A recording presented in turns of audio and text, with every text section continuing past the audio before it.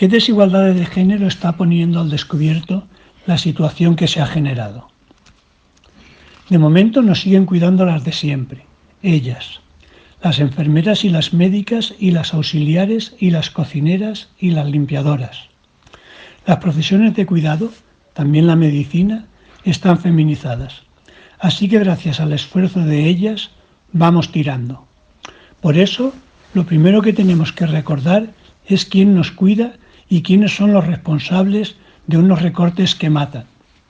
También que quienes peor lo están pasando son los colectivos más precarizados, compuestos mayoritariamente por mujeres trabajadoras del hogar, familias monomarentales, trabajadoras eventuales o a tiempo parcial y las trabajadoras sexuales.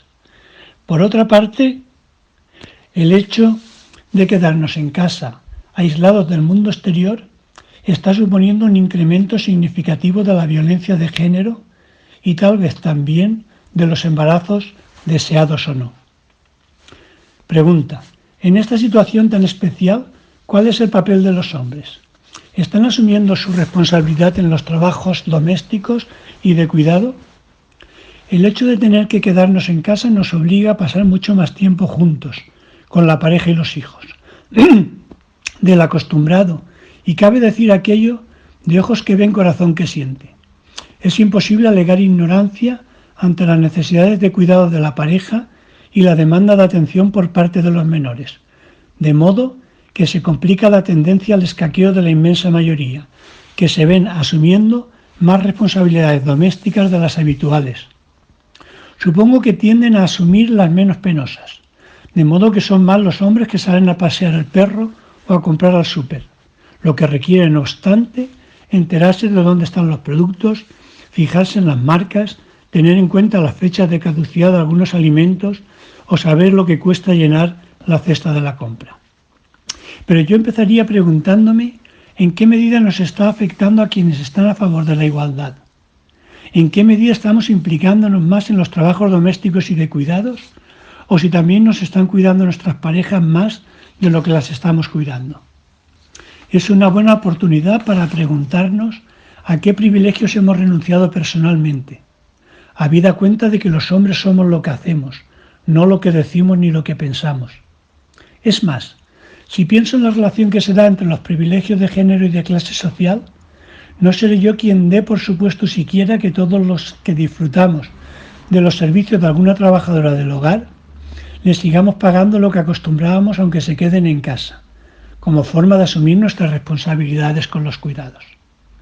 Tercera pregunta: ¿y si miramos al futuro? ¿Piensas que esta situación puede influir a largo plazo en una mayor implicación de los hombres en los cuidados? No tengo demasiada confianza en que la conciencia de vulnerabilidad y de la necesidad de los otros que hemos podido adquirir se va a trasladar al ámbito de lo doméstico. Pero todo parece indicar que parte del teletrabajo ha venido para quedarse y que las empresas no van a consentir que se resienta la productividad. Pero este hecho va a incrementar el número de horas que hombres y mujeres pasen en casa. Los padres estarán más al alcance de los hijos y podrán atender muchas pequeñas cosas que antes eludían. Como la conquista de los espacios abiertos va a ser gradual, vamos a tardar en volver a abarrotar bares y terrazas, de modo que muchos de los encuentros y comidas que se hacían en la calle se van a trasladar temporalmente a los hogares. Este incremento del uso del hogar como espacio de socialización nos obliga a renegociar el reparto de lo doméstico para evitar la tentación de volver a sobrecargar a las mujeres. Habida cuenta que la vuelta a los espacios domésticos va a ser más lenta de lo que preveemos. Por otra parte, y ojalá me equivoque, muchos hombres van a engrosar las filas del paro y a depender económicamente de sus parejas, lo que obligará también a renegociar el reparto de lo doméstico.